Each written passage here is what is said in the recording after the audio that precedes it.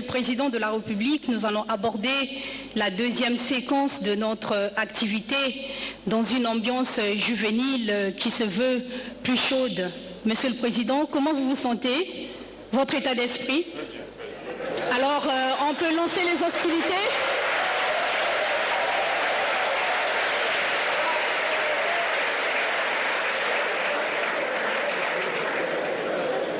Voilà, vous avez suivi la température de son Excellence, Monsieur le Président de la République est à la normale, 37 degrés. Nous allons alors lancer les hostilités avec les jeunes. Certainement que nous allons commencer avec les jeunes qui font partie du panel. Les panélistes, vous avez des questions à poser au Président de la République? Oui, mademoiselle. C'est un échange qui se veut interactif. Son Excellence, Monsieur le Président, donnera les éléments de réponse à votre interrogation tout de suite après. Monsieur le Président de la République, on dit que la jeunesse est l'avenir du monde. C'est pourquoi, en notre qualité de représentant de la jeunesse congolaise, il est de notre devoir, en ce moment inédit, ce moment crucial, d'interpeller celui qui a longtemps forgé, façonné la jeunesse, tout en construisant notre pays. Vos réponses à nos interrogations, Monsieur le Président, nous permettront de saisir l'importance des défis auxquels le pays et les gouvernements que vous avez dirigés ont été confrontés. Ces réponses nous permettront aussi de saisir la trame de votre action constructive afin de se prononcer avec plus de responsabilité dorénavant et la totale connaissance de cause sur la nouvelle étape qui s'ouvre. Alors ma question est, à ce moment où une république s'achève pour laisser une place à une nouvelle, avez-vous, Monsieur le Président, le sentiment d'un devoir accompli? Devoir accompli dans le domaine du développement, de la santé, dans le domaine social, de l'éducation.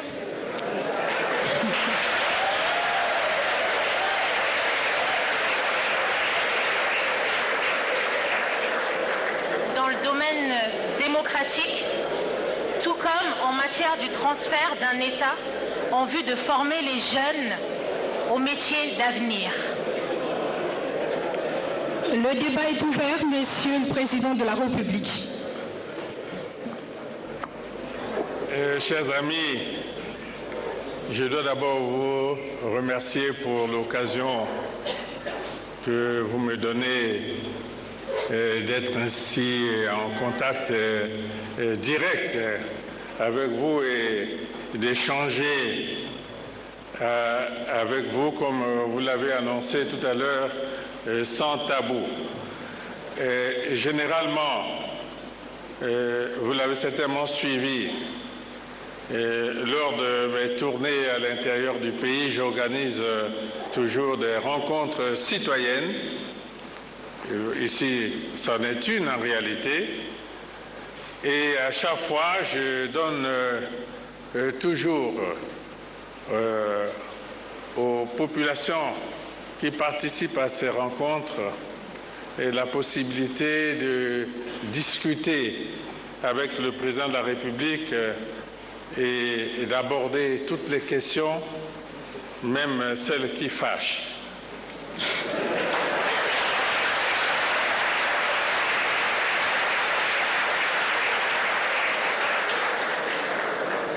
Alors, vous avez parlé des défis. Et des défis que les différents gouvernements que j'ai pu diriger ont eu à relever. Et il ne s'agit pas seulement des différents gouvernements que j'ai eu à diriger, il s'agit des défis que notre peuple devait relever à partir du moment où il a acquis la souveraineté totale le 15 août 1960. Je peux même dire que tous les jeunes dans cette salle n'étaient pas nés. Et alors, en 1960, 15 août, les générations qui se sont succédées au pouvoir devaient relever des défis énormes. Je vais vous donner quelques repères. Au moment de notre accession à l'indépendance en 1960, vous ne le savez peut-être pas, mais il faut le savoir. Il faut connaître le passé.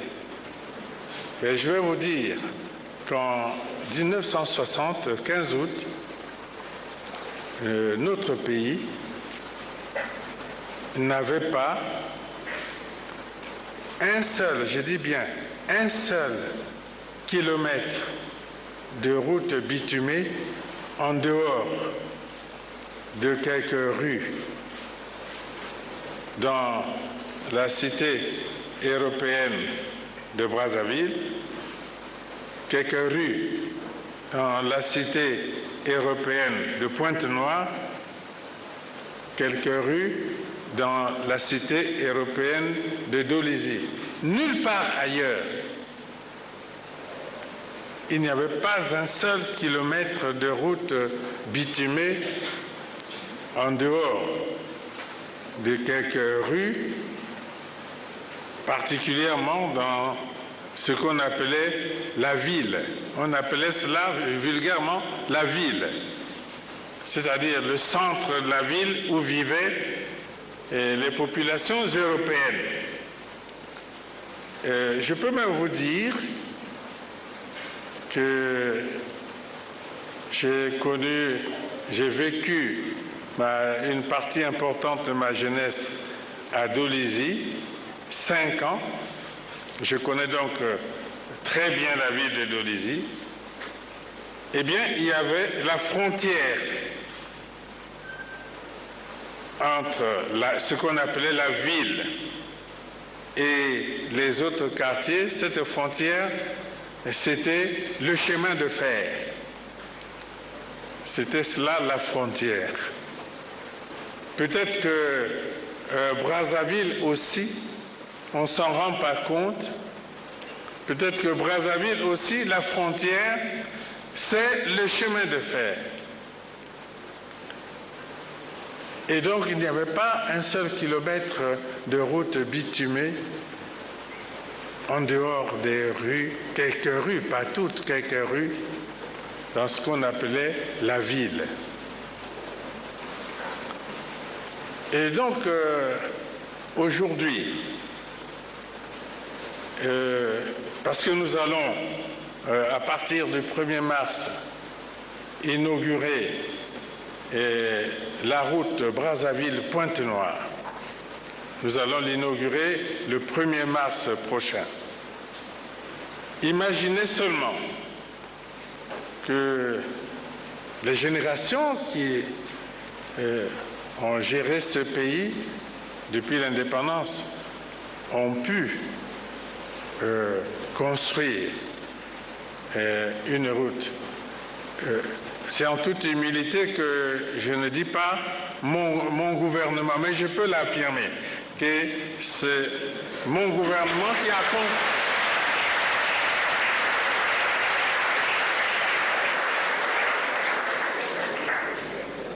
Cette route qui part de Pointe-Noire jusqu'à Ouesso, avec tous les ponts et tous les dallots. Tous les ponts et tous les dallots. Je vais vous dire une chose. En 1957, quand nous revenions de vacances, nous sommes partis d'Oyo pour Brazzaville puisqu'ensuite nous devions continuer sur Dolisie. Mais nous sommes restés 7 jours dans un camion, des gros camions qui transportaient et les cabris, et le manioc, et les personnes.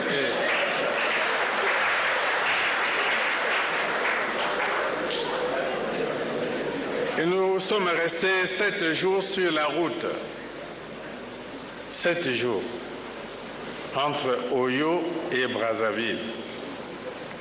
Vous pensez que aujourd'hui, c'est pour notre génération, ce n'est pas sans grande émotion lorsque nous pouvons parcourir la même distance en 4 heures, ou lorsque nous pouvons prendre un jet ici pour arriver à Oyo en 30 minutes. Croyez-moi, c'est des moments de grande émotion. Et il ne faut pas penser que c'était facile de faire qu'aujourd'hui, il soit possible de partir de Brazzaville pour Djambala, sur une route bitumée, partir de Brazzaville pour Evo, partir de Brazzaville pour Kinkala, partir de Brazzaville pour Sibiti, Dolisie, Mouyondi, Boko, et j'en passe. Ça, ce sont les repères.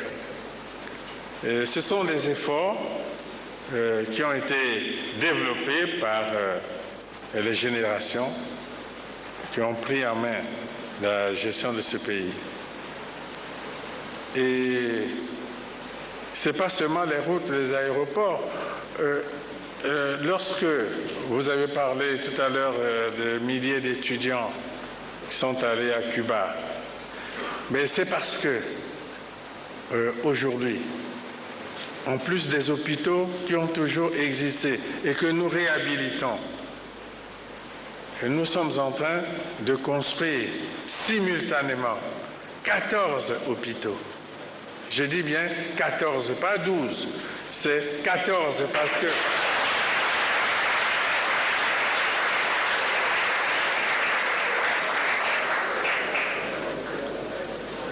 parce qu'en plus des 12 hôpitaux généraux des départements, il y a l'hôpital central des armées et dont nous avons posé la première pierre pour sa construction il y a quelques jours. Et il y a l'hôpital des spécialités en construction à Oyo. Au total, 14 hôpitaux, sans parler de l'hôpital mère-enfant Blanche Gomez, de l'hôpital du CHU, de l'hôpital de Luandjili à Cissé et d'Olisie, et j'en passe. Ce sont des repères, comme sont aussi des repères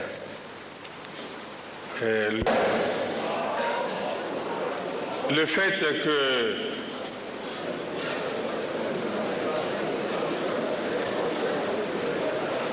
il s'agit des technologies, oui, dont nous allons parler, qu'il vous faut maîtriser.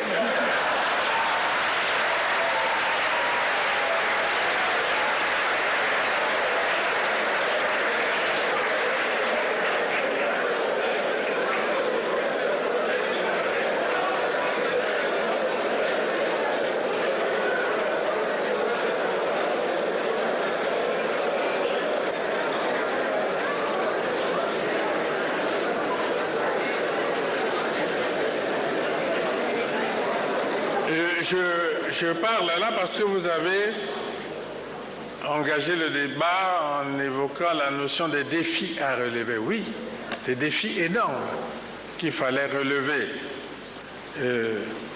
Lorsque, en 1960, notre pays n'avait que le barrage hydroélectrique du Djoué, 15 mégawatts.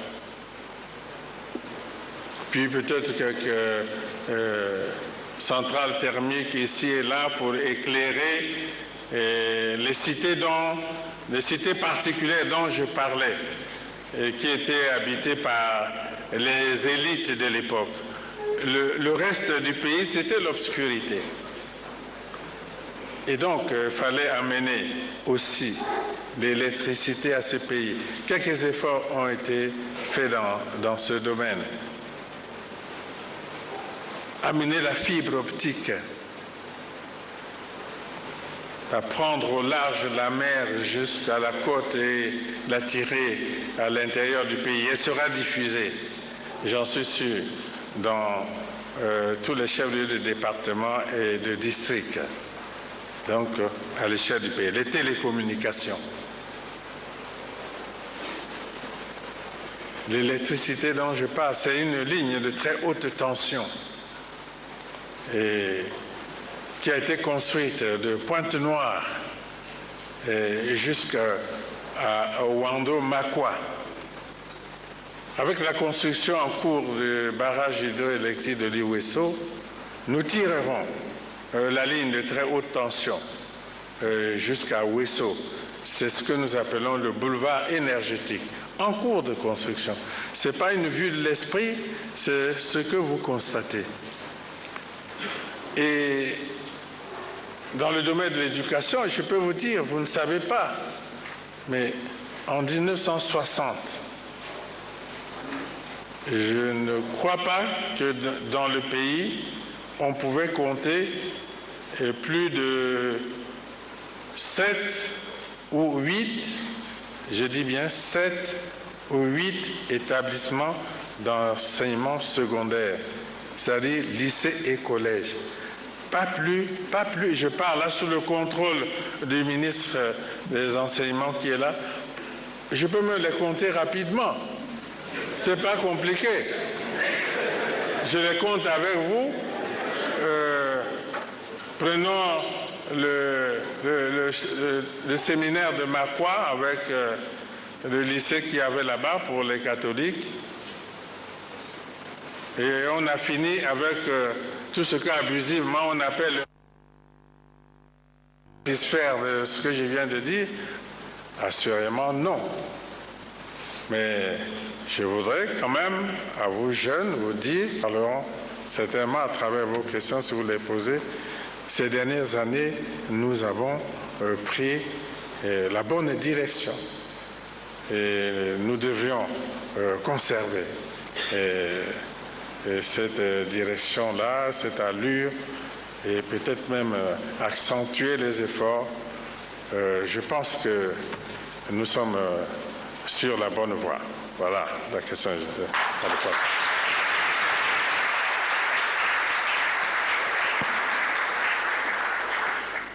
Nous venons de loin, dixit de son Excellence, Monsieur le Président de la République. Nous avançons dans la bonne direction. Monsieur le Président, c'était pour ouvrir les échanges. Nous allons donc prendre un deuxième intervenant dans l'assistance. Cette fois-ci. Non, pas seulement les dames. Bon, vous êtes déjà debout, allez-y.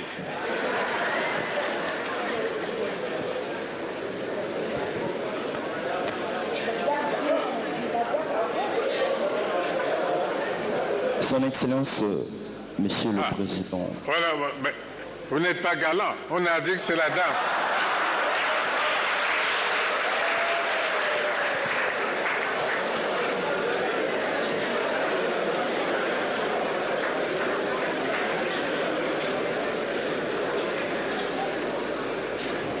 Monsieur le Président de la République, bonjour. C'est une joie pour moi en tout cas, parce que je me vois un de mes rêves se réaliser. Parce que j'ai eu tant de questions, beaucoup de questions, dont je n'ai pas eu de réponse. Mais aujourd'hui, je pense avoir, ne fût-ce que quelques réponses à mes questions. Tout premièrement, beaucoup d'efforts ont été faits, consentis en tout cas dans le développement du pays, dans les infrastructures et autres. La preuve, juste derrière vous, nous voyons tout ce que vous avez réalisé pour le cadre du développement du Congo et nous vous en sommes très reconnaissants, nous vous remercions. Mais j'ai juste une seule question. Pourquoi? Vraiment, pourquoi nous n'avions pas suffisamment d'usines ici au Congo? Tout ce que...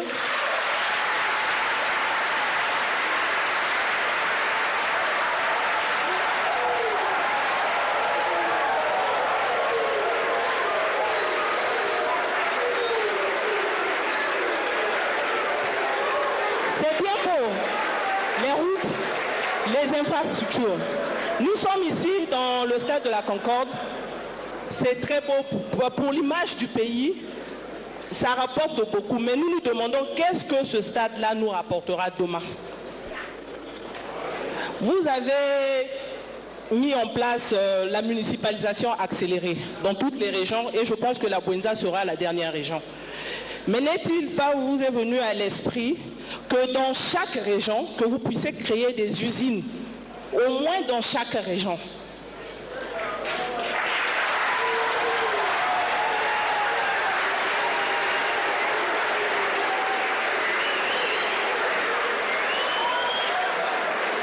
Notre pays, le Congo, n'est représenté aucunement. Nous consommons ce qui sort de l'extérieur, tout ce qui est importé. Bientôt, nous aurons les campagnes. Nous voyons des gens voyager, aller en Inde, en Chine, à Kinshasa, notre ville, un pays voisin, pour acheter des pannes. Mais qu'est-ce que vous avez fait de la société Impreco?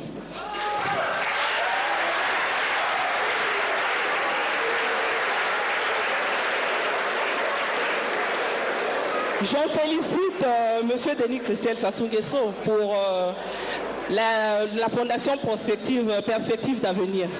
Mais cela nous rapporte quoi? Donc nous pensons qu'il faudrait qu'il y ait des usines pour qu'il y ait un développement pour la jeunesse congolaise. Merci.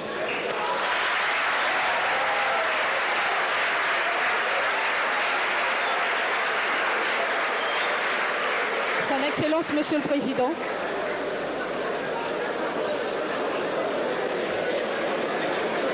Bien.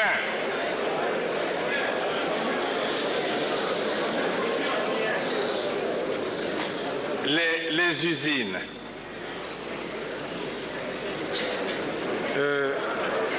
Nous devions construire des usines.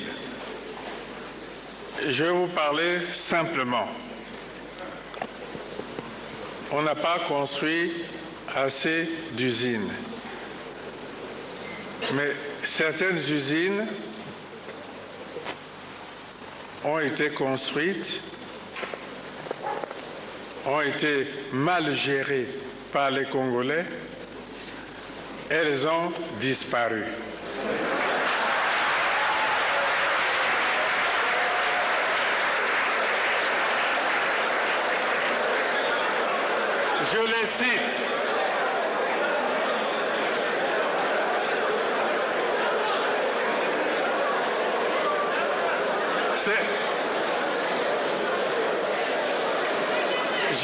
Je les cite. Je les cite. Sotexco Molato a été mal géré, a disparu. Impreco, puisque vous parlez des tissus, a été mal géré, a disparu.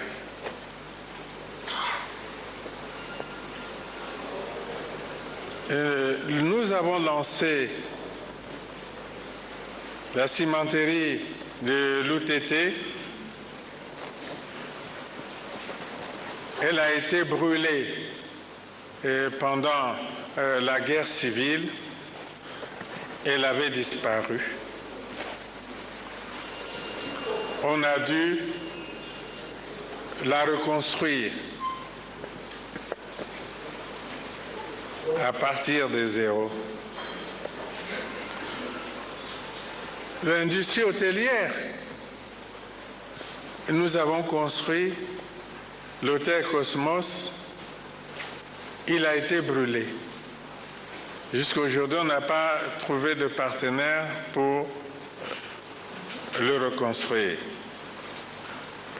Nous avons construit Mbamou Palace. Mbamou Palace a été brûlé. Et on peine à reconstruire Mbamou Palace.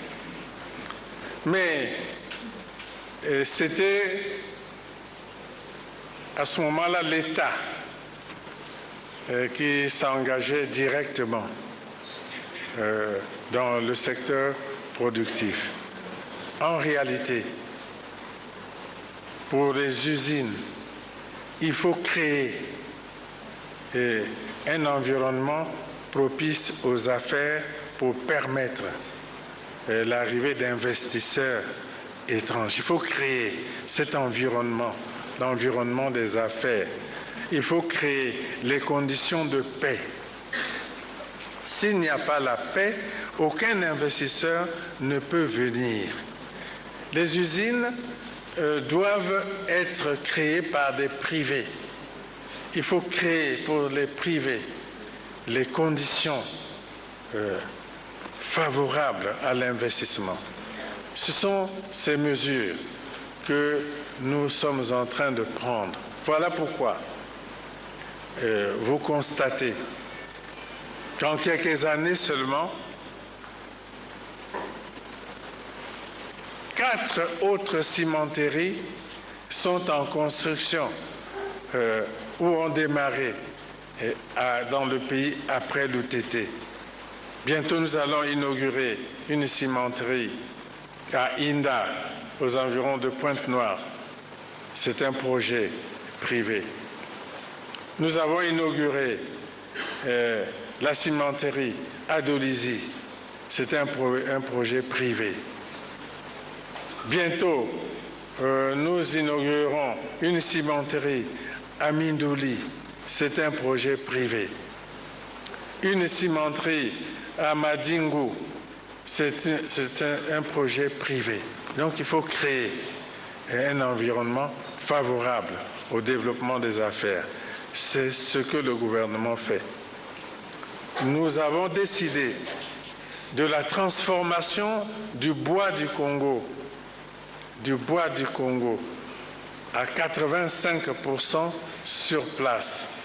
Voilà pourquoi vous voyez des industries de transformation de bois dans la Lekumu, le Nyari, la Likwala, la Sanga, des industries de transformation de bois. Ou justement, parce que notre système éducatif, qui doit être réformé, nous prendrons les décisions dans ce sens. Notre système éducatif n'est pas encore en adéquation avec la demande du milieu du travail. Si vous visitez des scieries industrielles de la Sangala Likwala, vous verrez qu'il y a des emplois là-bas qui sont occupés par d'autres, pas par des Congolais, parce que la formation professionnelle et technique n'est pas encore suffisante dans le système qui est le nôtre. Et nous allons réformer cela. Il y a des industries de transformation de bois. Comme les Malaisiens sont en train de réaliser d'immenses plantations de palmiers à huile entre la Sanga et la Cuvette pour ensuite créer des industries de transformation de l'huile, comme aussi quelques nationaux qui ont repris les plantations de Mokeko dans la Sanga et sont en train de fournir aux ménages de l'huile. Je crois que vous avez suivi. C'est cela, les emplois, que les privés doivent créer, que la promotion des petites et moyennes entreprises avec un environnement adéquat. C'est cela que nous devrions faire et c'est notre programme. Mais nous n'avons pas seulement attendu que ce soit le secteur privé qui s'engage, parce que dans notre programme de chemin d'avenir, nous avons dit que là où le privé ne peut pas s'engager, le gouvernement devrait prendre le relais. C'est dans cet esprit que vous voyez, juste dans mon dos, vous prolongez là, dans mon dos, vous arrivez à Maluku, juste dans mon dos, à Maluku, si vous prolongez la trajectoire, vous rencontrerez une quinzaine d'industries, je dis bien une quinzaine d'industries construites à Maluku, 15, peut-être 16 industries de transformation de matières locales en vue de la production de matériaux de construction. Une quinzaine d'industries pour près de 3000 emplois directs et peut-être 10 000 indirects à Maluku. Vous pouvez, en sortant d'ici, prenez les bus, la route est bitumée jusque là-bas, vous pouvez aller voir.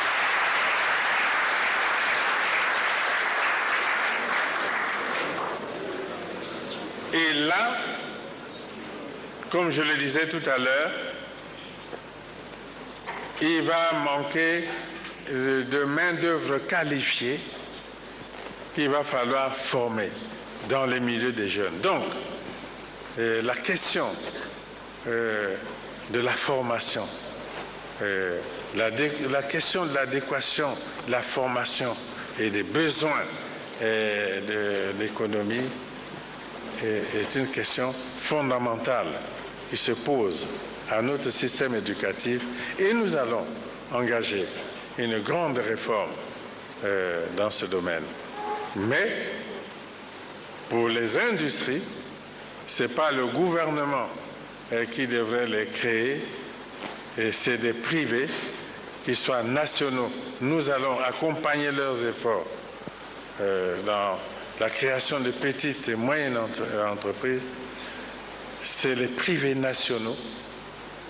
Il faut avoir dans le pays un esprit d'entreprise. Un esprit d'entreprise. Il faut avoir cet esprit d'entreprise. Il faut aimer le travail. Vous demandez des industries, mais il faut travailler. Il faut aimer le travail. Il faut aimer le travail.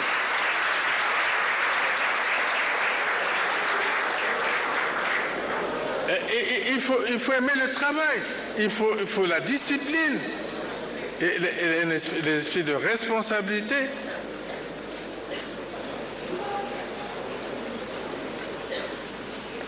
Et un minimum de patriotisme quand même. J'ai visité après la cérémonie, la première pierre de l'université, j'ai fait un tour au campus. Nous avons réalisé ce campus pour l'université, mais nous l'avons prêté aux 11e Jeux africains. Donc c'est un campus déjà équipé, près de 10 000 lits. J'ai visité des bâtiments et là-bas, les Chinois, les pauvres, ceux qui ont construit, normalement ils devaient quitter et nous laisser le campus. On leur a demandé de rester là-bas, mais on m'a dit que les Congolais passent le plus clair de leur temps à aller voler. Ils vont voler le matériel qui est là-bas, au campus universitaire. Ils vont voler. Un peu de probité quand même, un peu de probité, il y a tout cela, de rigueur dans la vie. Et j'insiste beaucoup sur la paix et la sécurité. Je vous ai cité quelques industries qui ont été détruites dans ce pays pendant les guerres civiles qu'on a connues. Donc, s'il y a un environnement de paix, de sécurité, s'il y a des mesures qui créent un environnement propice à l'investissement, et s'il y a de la discipline, de la volonté au travail, de la responsabilité et l'esprit d'entreprise dans les milieux des jeunes, je suis persuadé que notre pays, oui, a ses atouts. Plusieurs conditions sont de plus en plus réunies pour que dans ce domaine de l'industrialisation, oui, nous allons avancer. Et on ne peut pas aller au développement sans industrialisation. Mais nous avons des potentialités dans le bois, l'agriculture, la pêche, le tourisme, les mines, la transformation des minéraux sur place. Nous sommes, en dernière analyse, moins de 5 millions d'habitants. Moins de 5 millions d'habitants sur un territoire qui est aussi grand que la Côte d'Ivoire. La Côte d'Ivoire, c'est 26 millions d'habitants. Nous sommes sur un territoire aussi grand que le Vietnam. Le Vietnam, c'est 100 millions d'habitants. Alors, donc, nous, sur ce territoire que Dieu nous a donné avec l'eau, le soleil, les terres fertiles, les forêts, les mines, il faut le dire, pourquoi pas. Et nous avons nos atouts. Je crois que votre génération devrait plutôt s'armer de courage, de volonté. Votre génération devrait plutôt aimer le pays. Et puis, je pense que notre pays a ses chances. Merci.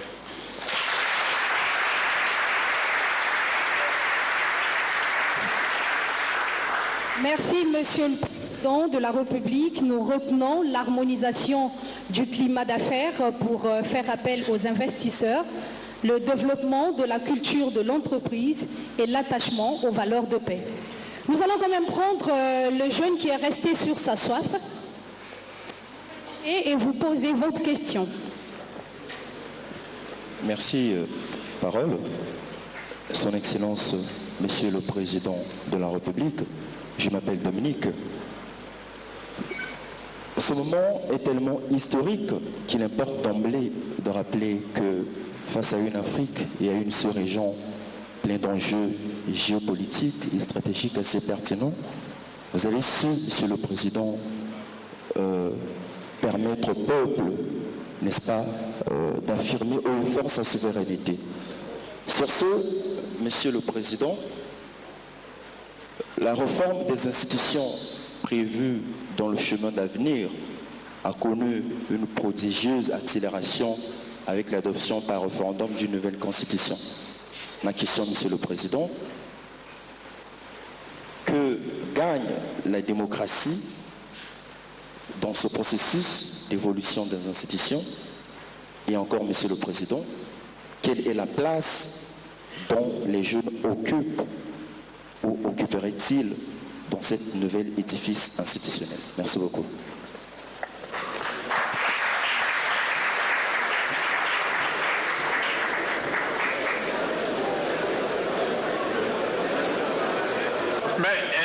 Mais évolution de la démocratie, je crois que vous êtes des intellectuels, vous avez lu la Constitution. Évolution extraordinaire de la démocratie. Évolution, à mon avis, extraordinaire, puisque en réalité, nous avons libéré toutes les couches de la population et nous les avons amenés à participer à la vie nationale.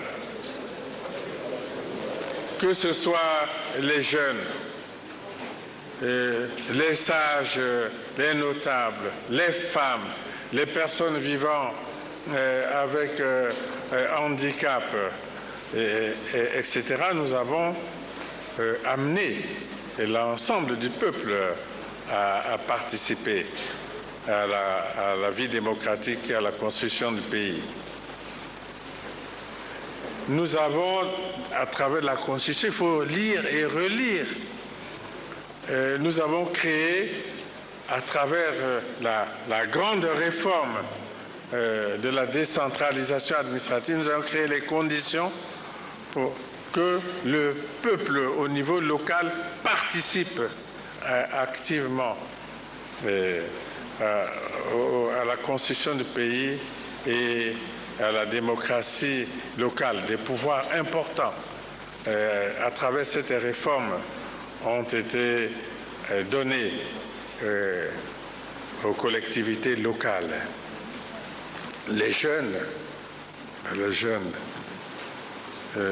vous allez massivement, je crois, compétir à 18 ans pour devenir des députés au Parlement. Il n'y a pas mieux que ça. Je vous invite à cette compétition à 18 ans. Et puis, même maintenant, ceux qui ont 30 ans, vous pouvez déjà compétir le 20 mars prochain.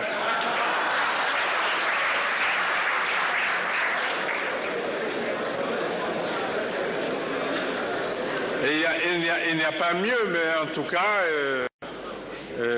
ce n'est pas de la plaisanterie. Nous avons donné aux jeunes la possibilité de s'exprimer, de prendre en main leur avenir dans la vie démocratique, dans la constitution de ce pays. Et je crois que c'est un mouvement très important. C'est pour cette raison à ce peuple-ci qui a su prendre son destin en main, qui ne s'est pas laissé influencer par les dictats venus d'ailleurs. Un grand problème d'insertion dans le milieu professionnel. Comment, par quels moyens est-ce que vous pensez changer cela? Merci, je vous remercie.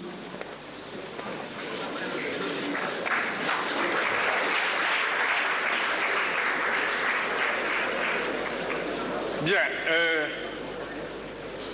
tout à l'heure j'ai abordé la question d'abord de la grande réforme qui doit intervenir, la grande réforme qui doit intervenir dans le système éducatif de notre pays. Et c'est une réforme importante qui doit faire qu'il y ait adéquation entre la formation, donc le système éducatif dans son ensemble, et le milieu du travail. Vous voyez,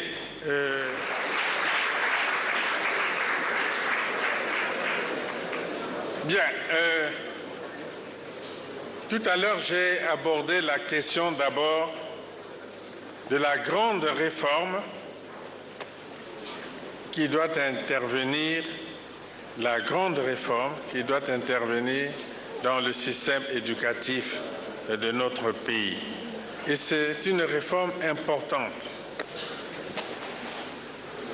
qui doit faire qu'il y ait adéquation entre la formation, donc le système éducatif dans son ensemble, et le milieu du travail. Vous voyez, à l'université Marien Ngouabi, on peut compter 60% des diplômés sortent des facultés de lettres, de droit et d'économie. 60%. Bon, quand on a fait le plein avec les lettres et avec le droit, et puis les autres non plus, ils restent à la touche parce que même si il y avait des postes de travail dans l'économie, il ne peut pas les occuper.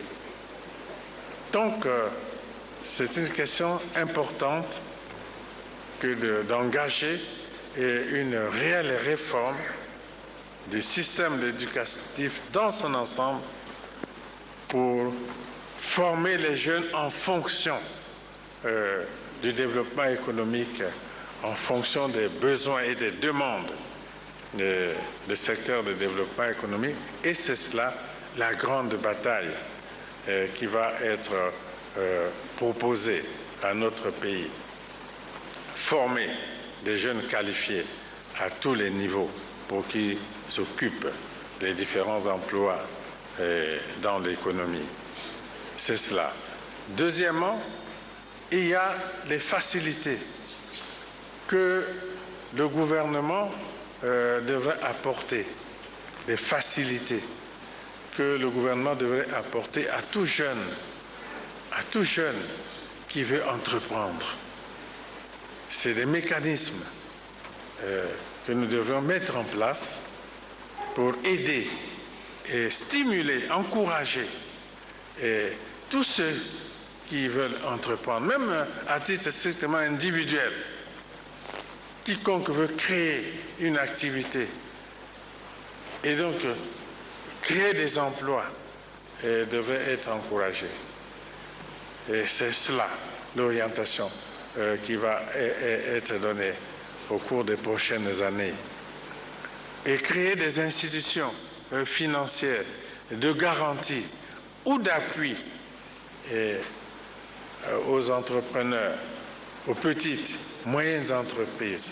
C'est cela l'orientation qui va être prise au cours des prochaines années. Créer des incubateurs d'entreprises,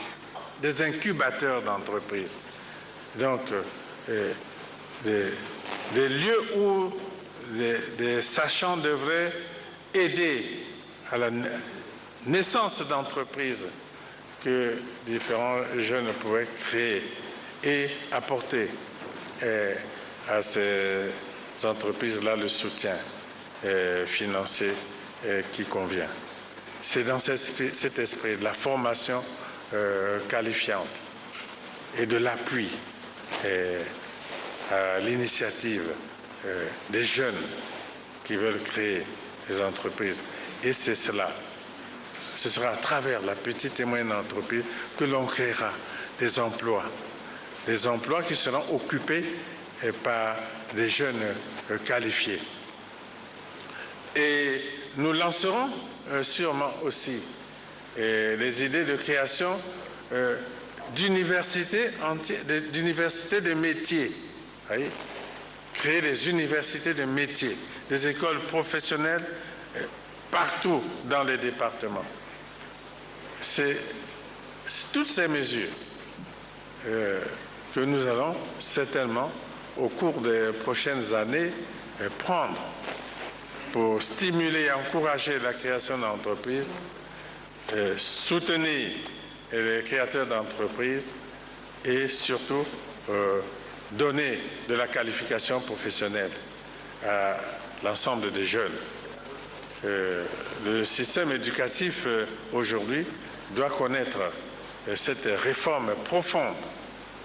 Et je crois que cette réforme verra le jour au cours des prochaines années et je le promets.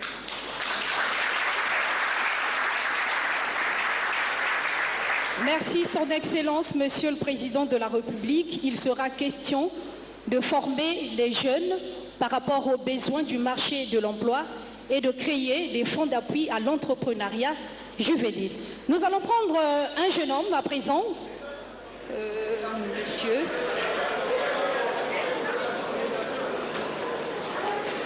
J'étais là-bas aussi.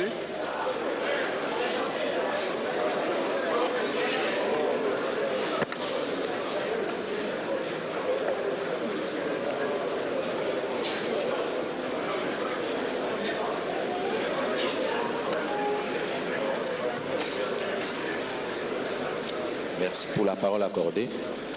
Excellence, Monsieur le Président de la République, j'ai une question. Depuis plus d'une décennie, le Congo affiche une croissance économique continue. Quels sont, selon vous, Monsieur le Président de la République, les ressorts de cette croissance?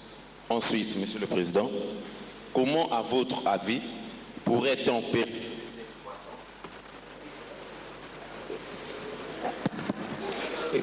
Comment, Monsieur le Président, à votre avis, pourrait-on pérenniser cette croissance malgré un environnement économique international de plus en plus instable? Merci, je vous remercie.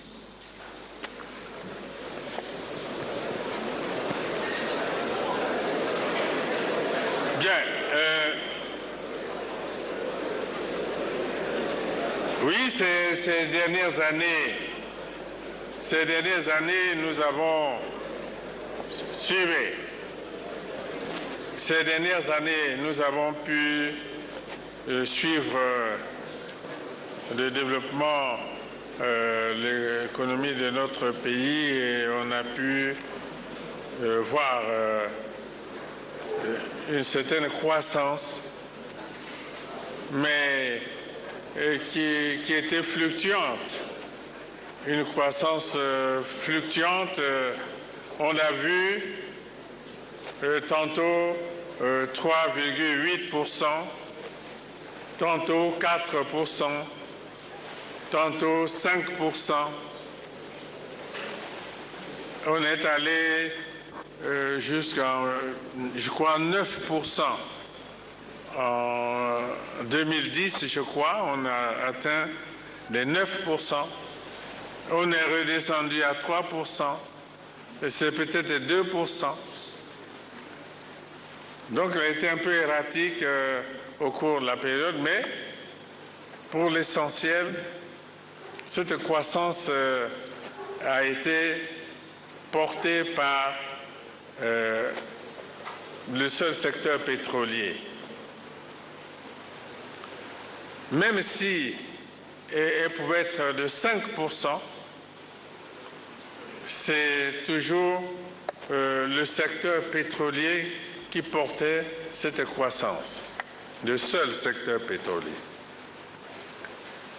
Alors, puisque nous parlons d'émergence, en réalité, il faut avoir une croissance économique de 9%, 10% sur quelques 10 ans. Si une croissance continue de 9 à 10% sur 10 ans, sans de fluctuations sévères, alors on peut réellement viser l'émergence. Et nous en avons les possibilités. Parce que si seulement le seul secteur pétrolier peut tirer la croissance à 5%, et si les autres secteurs de l'économie suivent à travers la diversification de l'économie, c'est-à-dire l'agriculture, la forêt, les transformations des minéraux sur place, les autres minéraux, le tourisme avec la construction d'hôtels, etc., les services, pour tout dire. Si, à travers la diversification de l'économie, les autres secteurs hors pétrole peuvent apporter ne serait-ce que 4 à 5%, nous pensons que notre pays a la possibilité d'avoir une croissance autour de 9-10% sur une longue période. Et ainsi, nous pourrons viser avec assurance l'émergence, et c'est à notre portée. Donc, pour me résumer, ces derniers temps, la croissance a été tirée et par le secteur pétrolier. Il nous faut diversifier l'économie, faire que les autres secteurs de l'économie, les services, tirent aussi la croissance. Et ainsi, nous pourrions, il y a des pays qui ont eu une croissance à 10 chiffres pendant longtemps et ils sont arrivés à l'émergence et je crois que cela est à notre portée. Voilà.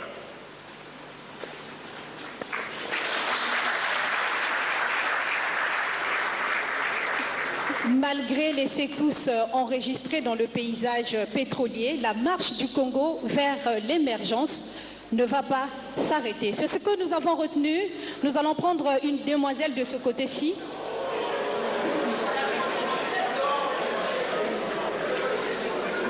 Mais vous prenez toute la parole, les demoiselles. Excellence, Monsieur le Président de la République, je me permets de rebondir ici sur les propos que vous avez tenus en amont. Vous avez cessé de marteler la nécessité de procéder aux réformes profondes dans notre système éducatif. Vous avez également développé tout à l'heure un point sur l'émergence et les secteurs qui vont nous conduire vers cette émergence. Toujours est-il que nous disons que l'éducation reste la base du développement d'un pays.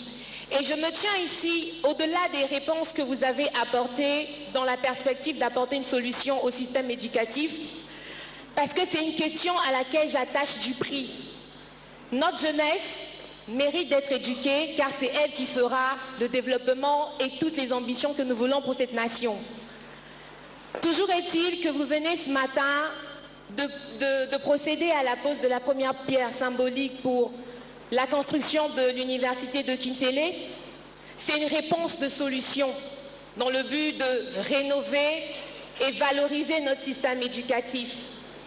Mais à côté, Monsieur le Président, nous avons un phénomène auquel nous assistons depuis bien trop longtemps. Des jeunes qui quittent l'intérieur du pays pour venir étudier ici. Et quand même cette université a une très grande capacité d'accueil, à elle seule, elle ne saura répondre aux besoins d'éducation de notre pays. Notre système scolaire, éducatif, depuis le préscolaire jusqu'à l'université, présente des failles qu'on ne peut pas se cacher de reconnaître. Les jeunes Congolais veulent être compétitifs. Ils veulent pouvoir avoir une formation de qualité. Ils veulent pouvoir se tenir à côté des jeunes d'autres entités sans complexe. Et nous nous demandons, aujourd'hui nous avons l'université Saint-Denis, c'est une très bonne chose. Les besoins sont encore présents. Qu'en est-il des autres attentes? Nous voulons arriver à une émergence. Qu'en est-il de la formation? À quand les réformes? Je vous ai entendu, Excellence, Monsieur le Président, parler de réformes, mais nous sommes sur notre soif et nous nous demandons à quand ces réformes qui vont faire contribuer à l'émergence de ce pays. Je vous remercie pour votre aimable attention, Monsieur le Président.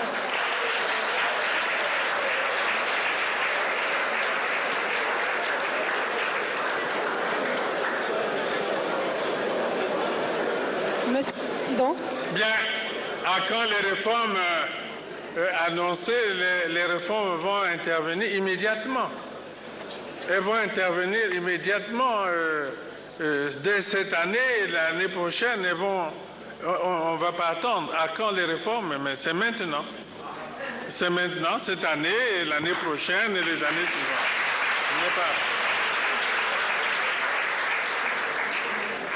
Voilà.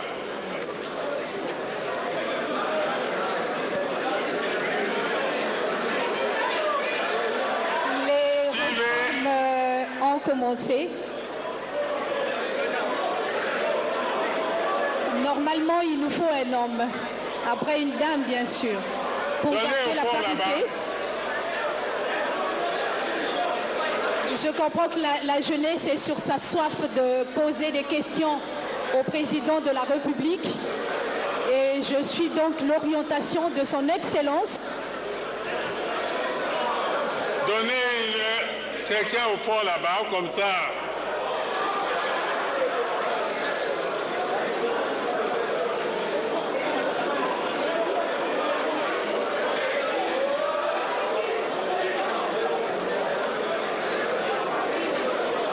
Merci.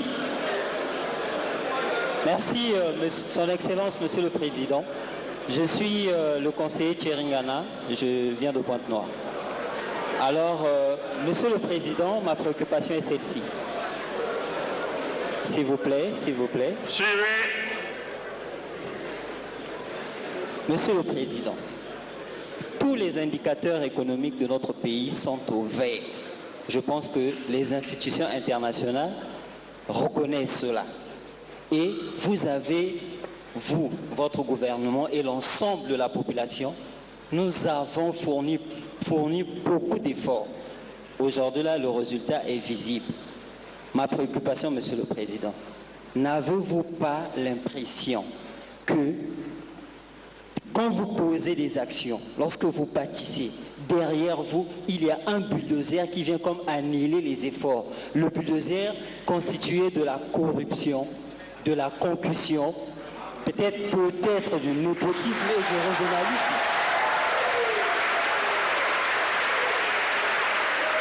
Il y a certaines choses, par exemple, le cas de Pointe-Noire, c'est au su et au vu de tout le monde. Lorsque le policier vous arrête, vous devez aller donner de l'argent et ça passe. C'est devenu accepté alors que c'est inadmissible. Vous avez les gardes à vue au commissariat qui peuvent aller jusqu'à 6 mois. C'est inacceptable.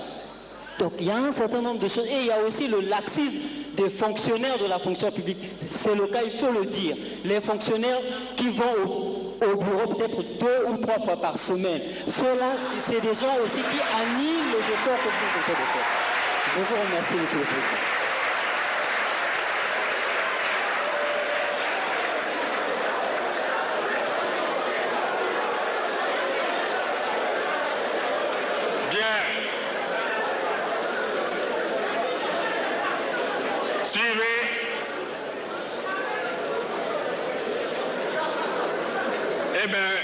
Eh bien, vous avez raison.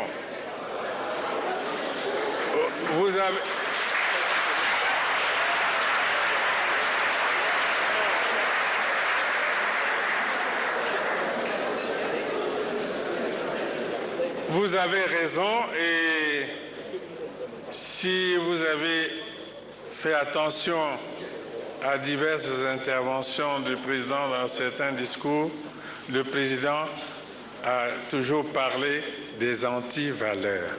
Les anti-valeurs, c'est ce que vous venez de dire. Mais c'est dans nos milieux que cela se passe. Il va falloir que nous nous levions pour combattre les anti-valeurs en commençant par le fait que nous devons aimer le travail, aimer notre pays et ne pas créer dans la société une espèce... vous voyez, on se pose par la question, qui va punir si dans une administration, le chef fait devant les employés la même chose? Et qui va punir qui? Il y a comme une espèce d'omerta comme ça. L'omerta, vous savez ça? Alors, il va falloir que, oui, vous les jeunes, et par l'exemple aussi, parce qu'il faut donner l'exemple. Nous allons nous lever tous ensemble pour combattre ces anti-valeurs à travers l'éducation. D'abord, il faut éduquer. Je vois votre ministre de l'enseignement primaire et secondaire à travers, on va peut-être remettre l'instruction civique à l'ordre du jour. Il faut éduquer les gens. Mais il faut aussi sanctionner ceux qui commettent des fautes.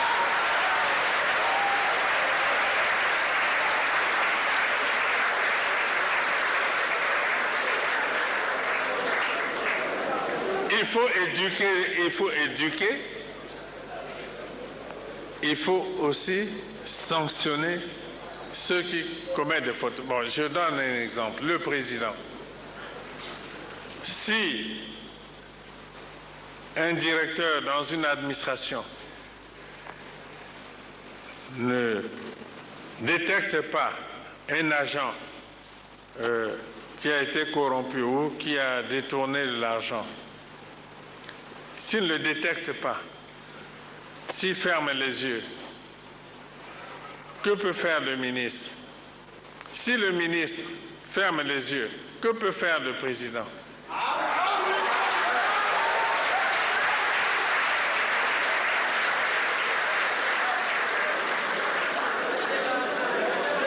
Donc c'est à divers niveaux qu'il faut engager la bataille, depuis la base jusqu'au sommet, jusque chez le président.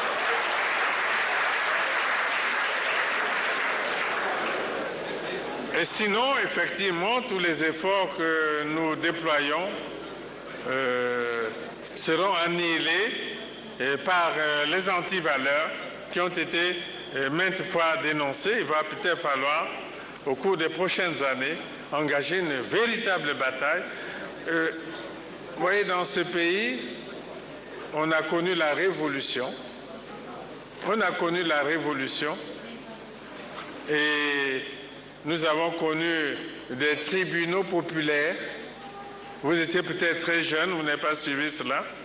Des tribunaux populaires au cours desquels on a jugé publiquement des agents de l'État qui ont commis des malversations, des détournements, etc. C'est cela qu'il va falloir remettre à l'ordre du jour. Mais vous, les jeunes, levez-vous, organisez la dénonciation.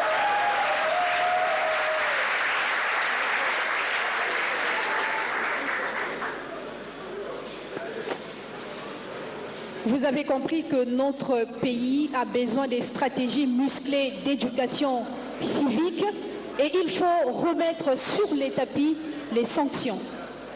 Nous allons prendre une dame.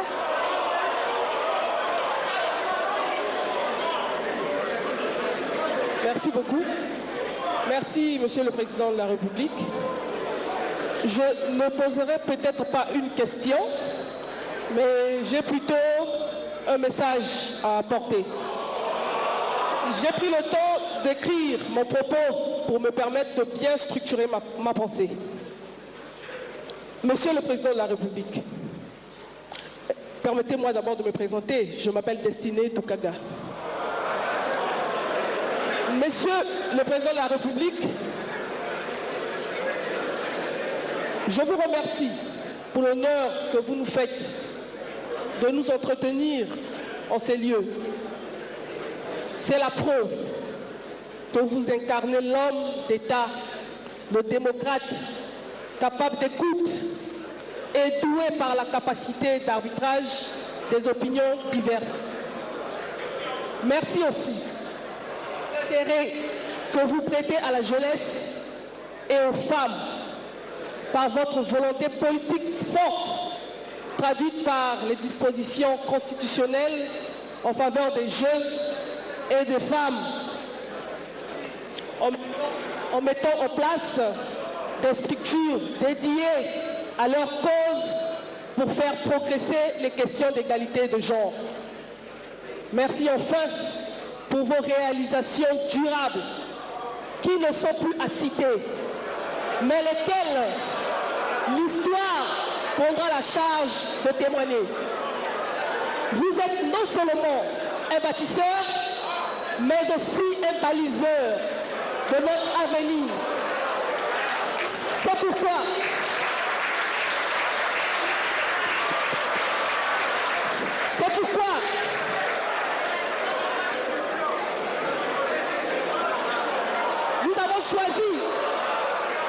pourquoi nous avons choisi de fuir la démagogie et les bonnes intentions qui cachent des projets diaboliques pour porter notre choix sur la réalité et la dire. Monsieur le Président de la République, vous êtes sans ignorer qu'il y a autour de votre auguste personne beaucoup de confusion, d'amalgame et d'hypocrisie, qui fait que, Monsieur le Président de la République, vous êtes sans ignorer qu'il y a autour de votre auguste personne beaucoup de confusion, beaucoup d'amalgame et d'hypocrisie, ce qui fait que nous sommes chaque jour couverts de propres pour avoir choisi de vous accompagner. Mais aujourd'hui, je saisis cette occasion solennelle pour vous réitérer notre engagement sans faille. Pour terminer, nous avons le choix de vous accompagner et nous donnons nos vies, comme vous avez fait de la vôtre un don pour notre patrie. Alors, s'il faut mourir pour cette cause, nous sommes prêts.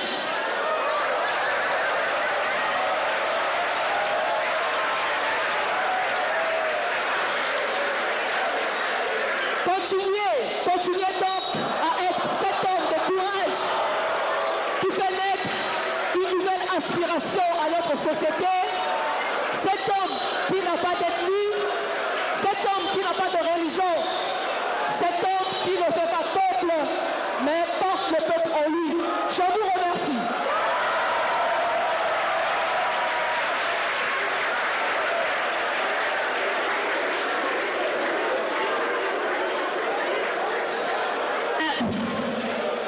Elle a commencé son propos pour dire que c'était un message et nous espérons que le message a été écouté de son Excellence, Monsieur le Président de la République. Monsieur le Président, il y a plusieurs mots qui ceinturent la vie de la jeunesse congolaise, vous l'avez compris, mais on va dire que le temps nous a été imparti. Vous avez eu une intense activité ce matin. Nous avons eu l'opportunité d'écouter un échantillon de la jeunesse congolaise, au nom d'ailleurs de tous les jeunes du Congo. Mais en guise de conclusion, nous allons faire appel à un panéliste qui va poser sa dernière question à son Excellence, Monsieur le Président de la République. Le panéliste.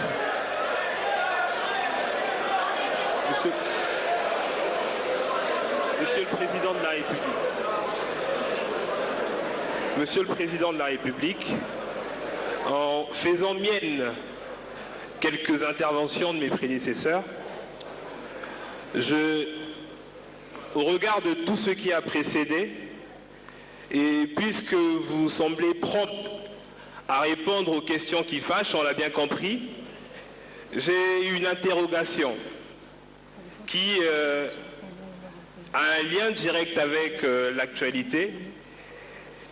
Monsieur le Président de la République et très cher papa, nous souhaiterions que vous nous disiez de façon claire et sans équivoque et que l'échantillon de la jeunesse ici représenté ait saisi cette opportunité. J'irai droit au but, Monsieur le Président de la République. Ma question est la suivante. Êtes-vous candidat à l'élection présidentielle du 20 mars 2016 ? Je répète, s'il vous plaît.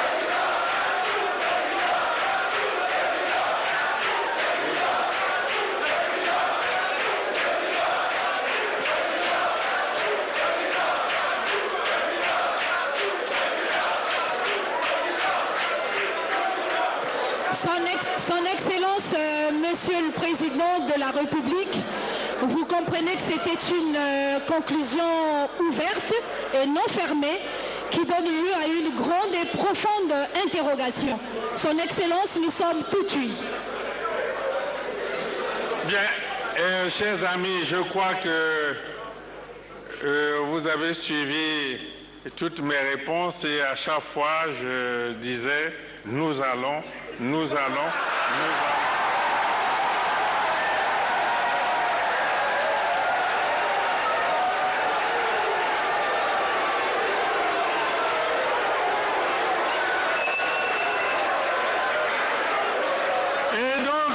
je dis que, bien sûr, je suis candidat.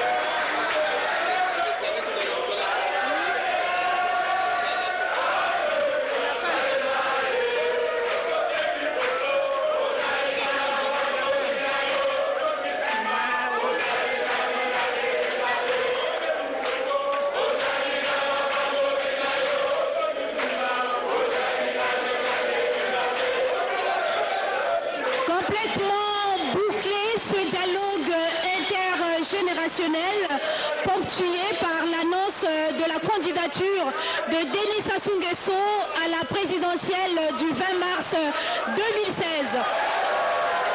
Honneur à tous les membres du Parti congolais du travail présents dans cette salle. Honneur à toute la jeunesse congolaise.